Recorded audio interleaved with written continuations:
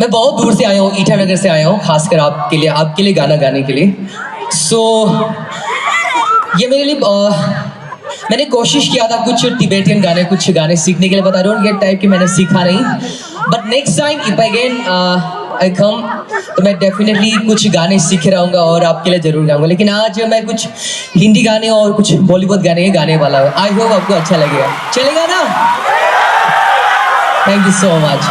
So this song is one of my favourite song और इस गाने को आप लोगों ने YouTube के जरिए बहुत प्यार दिया है, तो मैं चाहूँगा ये गाना आपके लिए।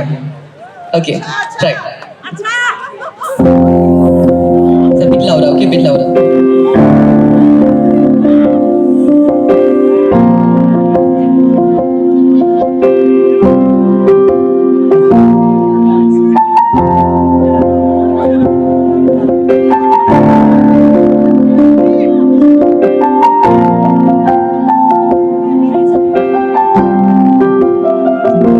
दिल का दरिया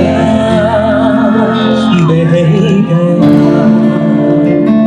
इश्क इबादत बन गया,